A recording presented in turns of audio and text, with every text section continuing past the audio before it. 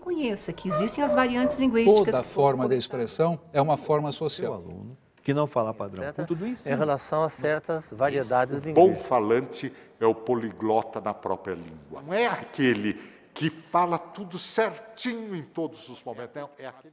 As diferenças entre norma culta e a língua coloquial, que são o tema do encontro de hoje, foram o pivô de uma controvérsia que ocupou jornais, revistas e a televisão em maio de 2011. Foi uma grita. Jornalistas acusaram o governo de recomendar um livro didático que ensinava jovens e adultos a falar errado. Um livro de português distribuído pelo Ministério da Educação para quase 500 mil de alunos defende que a maneira como as pessoas usam a língua deixe de ser classificada como certa ou errada. Nós pega o peixe. E embaixo? Embaixo, os meninos pegam o peixe. O que você achou? Eu acho que tá meio estranho, porque assim, o certo seria nós pegamos o peixe. O Ministério da Educação decidiu manter nas escolas um livro didático que aceita erros de linguagem. A obra admite falhas de concordância e já foi distribuída a 500 mil de alunos. Seria preciso, então, que as escolas e faculdades ensinassem o português popular para os que foram alfabetizados pela norma culta, numa radicalização esdrúxula que esse raciocínio estimula. As variações linguísticas e as variações éticas vão formando esse novo país igualitário, que nutre orgulhosa simpatia pela ignorância. Em vez de dizer os livros, a autora Heloísa Ramos escreveu: é possível admitir que se fale os livro. Mas afinal, os livro está ou não errado? Tem errado na língua? Essa diferença e a forma de tratá-la na sala de aula estão na primeira parte do programa de hoje. Acompanhe a professora Marlene, seus alunos e o poema de Manuel Bandeira.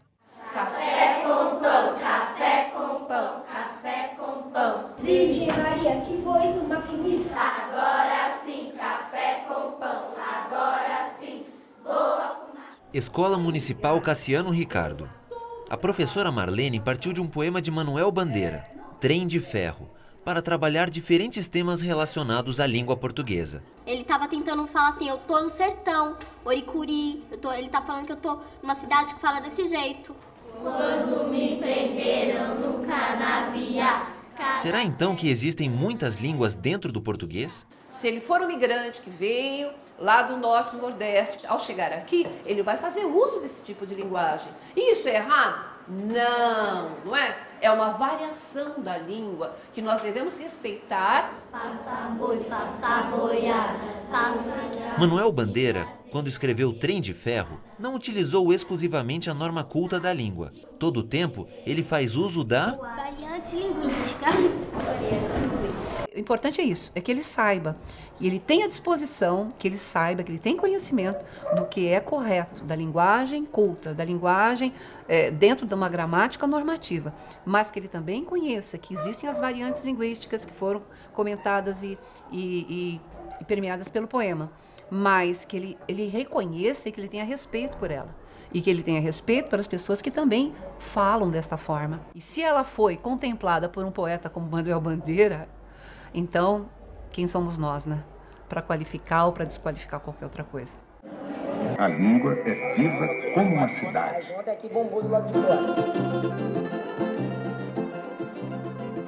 No Museu da Língua Portuguesa, em São Paulo, as variantes linguísticas têm lugar de destaque. O mapa dos falares. Pai é pai, mãe é mãe, ninguém melhor do que ninguém. Ao seu voo patativo, deixa o choroso Nordeste. Canta um amargor de canha. Se a língua é um elemento constitutivo da identidade, ridicularizar a língua que alguém fala é atacar a identidade do sujeito. Filha, ficou para nós e para ti, cartão postal do poeta e dos bons ventos daqui. Um paulista não fala como um carioca. Um pernambucano não fala como um gaúcho, um baiano não fala como um catarinense, etc. Eu estou fazendo grosseiramente por estados. Não é assim que é o recorte dialetal no Brasil. A vida moderna está possibilitando as pessoas pensarem mais em si e ficarem mais tempo sozinhos. Então, meu pai trabalhava, além do bolicho que vinha. A língua também varia de geração para geração. E, portanto, os mais velhos tendem a falar uma linguagem mais conservadora que os mais jovens. A linguagem varia de grupo social para grupo social. Então, eu tenho a norma culta, que é aquela empregada dos jornais, etc. Mas eu tenho as variedades populares de fala. A língua varia também de situação de comunicação para situação de comunicação. Veja, é diferente a minha conversa no bar com os meus amigos, onde eu me permito certas brincadeiras, eu me permito usar uma linguagem mais relaxada, da minha linguagem como professor em sala de aula. Sexta-feira dando rolê, vou fazer o quê? Nunca mudou, nem nunca mudará o cheiro de fogueira. Eu não estou recusando a norma culta, mas eu estou dizendo que a prescrição dos gramáticos não pode ser artificial, não pode estar desconectada da língua culta, real, falada no dia a dia. Tem sabor de mar, pode ser discreta, inclina da dor, mulher da predileta, calada ela vê. Língua errada do povo, língua certa do povo, porque o povo é que fala gostoso o português do Brasil. Os versos citados por Fiorin são do poema Evocação do Recife, também de Manuel Bandeira.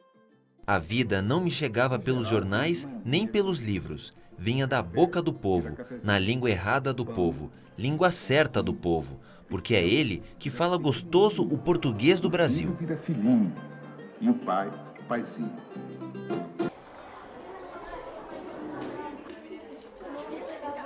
Eu trouxe para vocês, nesta tarde, um texto que foi uma produção de texto feita por um dos colegas desta classe. O texto, ao escrever, ele cometeu algumas incorreções.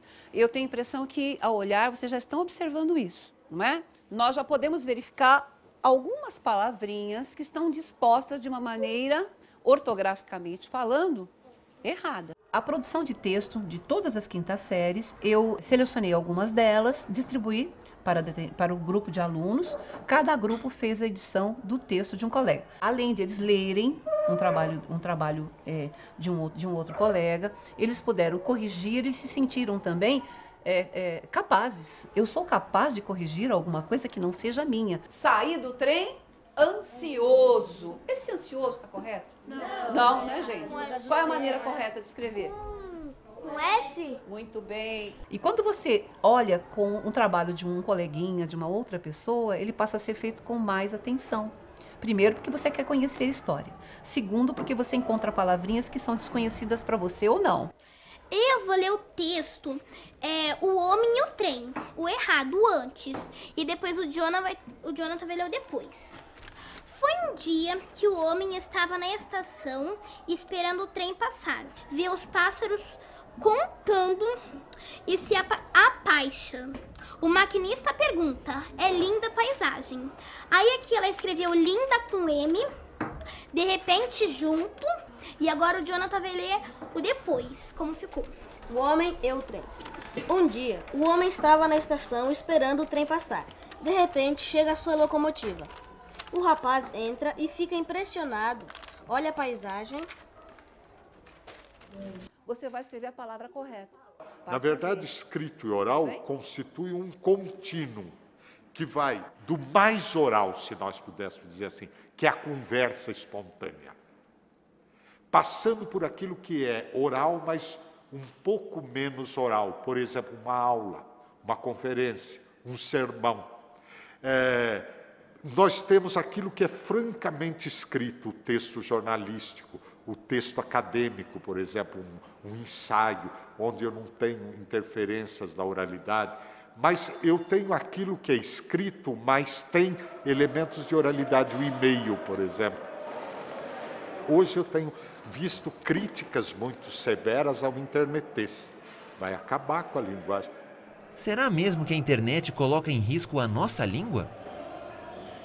Eles escrevem abreviadamente, mas isso é a característica da instantaneidade do oral presente na escrita. Porque às vezes em prova a gente nem percebe e já está escrevendo tudo abreviado. Você a gente abrevia com VC, porque é PQ. Deixa os acentos de lado e coloca uma letra para dar uma sonoridade parecida. Tem aquele beleza que todo mundo abrevia também. O que é notável é você se debruçar sobre as abreviaturas. Por que BLZ dá a ideia de beleza? Isso me remete à origem da escrita alfabética. Quando a escrita alfabética aparece entre os fenícios e depois em outras línguas semíticas, não havia vogais.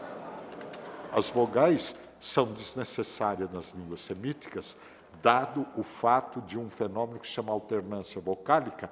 As vogais são colocadas conforme a classe de palavra, o radical, etc. Então, elas são muito previsíveis. Então, não precisa de vogal. Quando um menino escreve beleza, ele tem a intuição linguística que presidiu a primeira intuição da escrita alfabética. Eu abrevio com consoante. Veja, isso é notável. Não é uma coisa para eu pôr a mão na cabeça dizendo acabou o mundo. Não, isso é o que estava na base de todas as intuições que presidiram ao aparecimento da escrita alfabética e são renovados pelos nossos jovens. E é um processo da linguagem, a língua é viva, ela vai se modificar, a internet vai influenciar. Não tem como, ela é uma mídia muito forte que vai influenciar na linguagem do mesmo jeito que a TV e que a rádio também já influenciaram, né? O que não pode é empobrecer, ele tem que ser usado sem esquecer da outra.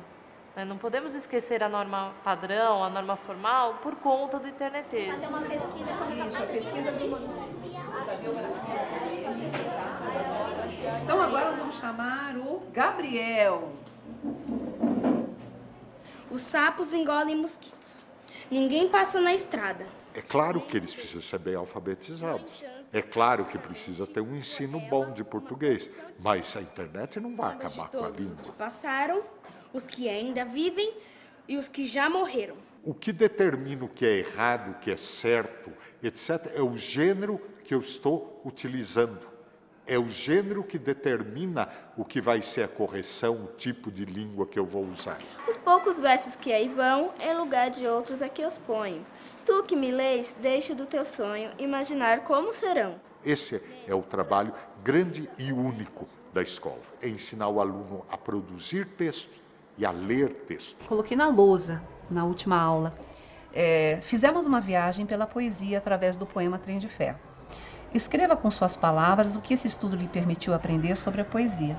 O que um professor faz, no fundo, é abrir os horizontes do seu estudante para a grandiosidade da experiência humana, tornando mais humano. Nas ondas da praia, nas ondas do mar, quero ser feliz, quero me afogar. Nas ondas da praia, quem vai me beijar? Quero estrela d'alva, rainha do mar. Quero ser feliz nas ondas do mar, quero esquecer tudo, quero descansar. Alguma pergunta? Parece que quem se indignou com o texto da professora Heloísa Ramos não assistiu aos programas do curso de pedagogia. Depois do intervalo, mais detalhes sobre a controvérsia em torno do livro Por uma Vida Melhor e as opiniões de linguistas e educadores. De volta à oposição entre norma culta e variedades linguísticas. Para começar, vamos ler o que escreveu a professora Heloísa. Os livros ilustrados mais interessantes estão emprestados. Você pode estar se perguntando, mas eu posso falar os livros? Claro que pode, mas fique atento, porque dependendo da situação, você corre o risco de ser vítima de preconceito linguístico. Muita gente diz o que se deve e o que não se deve falar e escrever, tomando as regras estabelecidas para a norma culta como padrão de correção de todas as formas linguísticas. O falante, portanto, tem de ser capaz de usar a variante adequada da língua para cada ocasião. Em meio à grita nos meios de comunicação, poucos foram ao texto do livro Por uma Vida Melhor. Hoje nós vamos ouvir a opinião do linguista José Luiz Fiorin, da Faculdade... Aqui na Univesp TV, o jornalista Ederson Graneto conversou com quem entende do assunto. No seu entender, esse livro ensina coisas erradas? Não, esse livro não ensina o erro de português. Vamos deixar claro uma coisa para evitar qualquer ambiguidade sobre a questão. Não existe nenhum linguista que defenda que no ensino não se deve ensinar a norma culta da língua. Tá. E, no caso desse livro, eu tenho a impressão que muitas pessoas que estão criticando não leram o livro, não leram o capítulo, porque o capítulo se destina exatamente a ensinar o aluno a tomar um texto que não está escrito na norma culta da língua e a reescrevê-lo utilizando a norma culta da língua. Agora, uma coisa interessante também é as pessoas pensarem que a fala popular não está submetida a regras. Ela está submetida a regras. Não existe nenhuma produção linguística que não esteja submetida a regras muito coercitivas. Vamos pegar o caso da não concordância nominal na fala popular, que é o que está gerando essa confusão. As pessoas dizem, os livros ou os meu livro, mas onde que eu tenho que marcar o plural? No primeiro elemento determinante. Eu não posso dizer o meu livros. Existe uma regra absolutamente coercitiva do lugar onde se marca o plural na língua. Veja, por exemplo, numa língua como o francês, se eu tomo a ortografia do francês, eu vou verificar que no francês mais antigo havia uma concordância nominal como existe no português. Você diz les livres. Assim. Ora, mas se eu vou pronunciar o francês hoje, eu vejo que ela desapareceu, essa concordância. Você diz le livre. Bom, então... Mas isso na norma culta lá? Na norma culta. Isso significa que a língua muda. A norma é variável. Então, isso não significa aceitar tudo. Isso significa olhar para os fatos da língua de uma maneira científica e verificar as mudanças que vão acontecendo e verificar a variação. Quando nós falamos que a escola deve aproveitar, e é isso que esse livro diz, galera, reconhecer, respeitar, não haver discriminação de natureza linguística, não taxar um menino ou uma menina, um jovem, porque ele vem falando errado, trazendo exatamente formas de se expressar da sua localidade ou do seu meio social, ele não pode ser inibido em torno da não expressão. E, portanto, trabalhando essas circunstâncias todas que se apresentam no meio da escola, que são as mesmas circunstâncias que acontecem na rua, nas baladas, na linguagem do computador, ou alguém pode condenar ou desconhecer que uma parte grande da comunicação em alta velocidade de crianças e jovens hoje se dá, inclusive, em torno de uma língua escrita que, frequentemente, nós nem conseguimos reconhecer. Tamanhas são as abreviações, palavras inventadas, quer dizer, isso é norma culta? E as pessoas e crianças vão ser condenadas para isso? Não. O que nós pensamos, e aí concordo integralmente com a postura dessa autora e até daqueles que integraram a comissão que selecionou essa obra, entendendo como importante uma contribuição para a educação brasileira, é dizer que toda forma de expressão é uma forma social. Porque a ideia dessas alterações todas que nós estamos assistindo é que você não exclua o seu aluno que não fala padrão culto do ensino. Não vá logo dizendo, você fala errado, teu pai fala errado, todo mundo fala errado, porque aí você quebrou a relação entre o professor e o aluno. É um cuidado de incorporar a pessoa. É isso que ela chama aí de preconceito linguístico? O preconceito seria, você fala tudo errado, você não sabe a gramática. O que, do ponto de vista científico, é engraçadíssimo, porque ninguém consegue falar se ele não tem uma gramática. Ele tem uma gramática, ou seja, uma estruturação das palavras, na sua articulação, dentro da sentença, etc, etc. É impossível falar se você não tem uma gramática. Agora, a gramática da modalidade popular, que do ponto de vista científico é mais avançada do que a gramática da norma culta, por causa do controle do ensino, ela tem que naturalmente ralentar um pouco a sua mudança, mas de todo modo são gramáticas que convivem na cabeça do aluno. Então ele tem que, a escola não quer excluir o aluno. Perguntar para uma pessoa, você pode falar os livros? Essa pergunta está errada, porque as pessoas estão falando assim. Entendi. Já estão falando assim. Só que isso não está de acordo com o padrão. Então, isso também foi muito explorado por causa desse pode aí. de um lado. O outro problema que esse texto de fato traz é designar a variedade popular como norma popular. Isso trouxe um certo ruído. Ela chama aqui de norma popular. Não é uma norma, não, porque entre nós, do ponto de vista científico, não é norma. Porque é alguma coisa normativa entre as pessoas que não têm escolaridade. Mas veja bem, é melhor preservar o uso de norma só para o padrão culto. Evita ruído, evita confusão. Então, existe o padrão culto, que é a língua do Estado, que a escola ensina. Que tem que ensinar, o papel dela é ensinar. Tem, sem dúvida nenhuma, porque é essa variedade linguística que promove o cidadão. Então, ele vai falar melhor, ele vai ser mais claro, vai ser mais expressivo e ele vai ser mais aceito fora do seu meio, do meio em que ele convive. Para aprofundar ainda mais a questão, a Univesp TV procurou outro linguista, o professor da Unicamp, Círio Pocente. Ele vai falar de como a escola pode lidar com as variedades linguísticas e do preconceito linguístico, ao qual Heloísa Ramos também se referiu em seu texto. A escola, uma das tarefas dela é ensinar para o aluno a norma culta da língua portuguesa, né? Agora, o que acontece se a escola simplesmente despreza todas as variedades linguísticas de seus alunos, né? A escola é o lugar em que a gente tem ou adquire familiaridade com a escrita.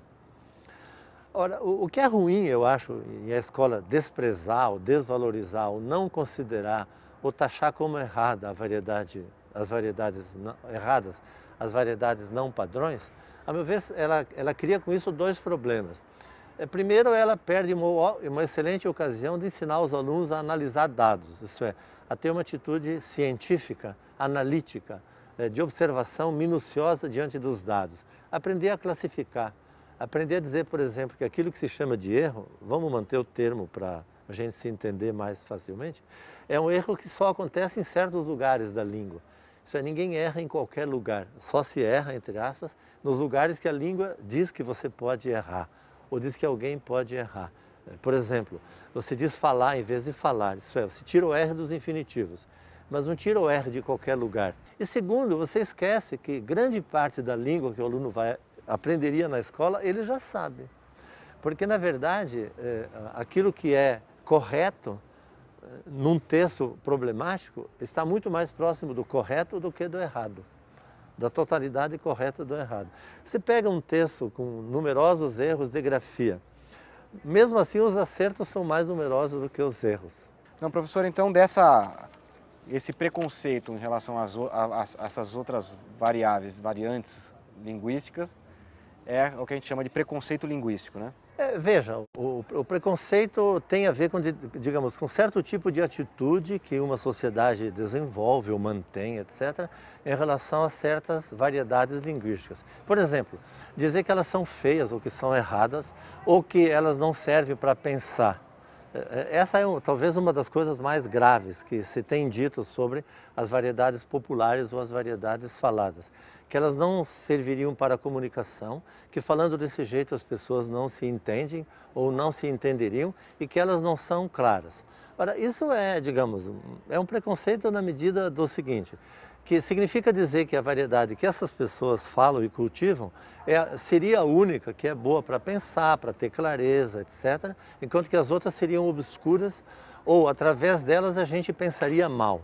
O que é um equívoco absolutamente brutal, porque a história da humanidade já mostrou em diversos campos, na ciência, na filosofia, por exemplo, que se pode ser claro em qualquer língua e, portanto, em qualquer variedade linguística no interior da língua, que se pode filosofar, fazer literatura, etc., etc., em qualquer uma das variedades.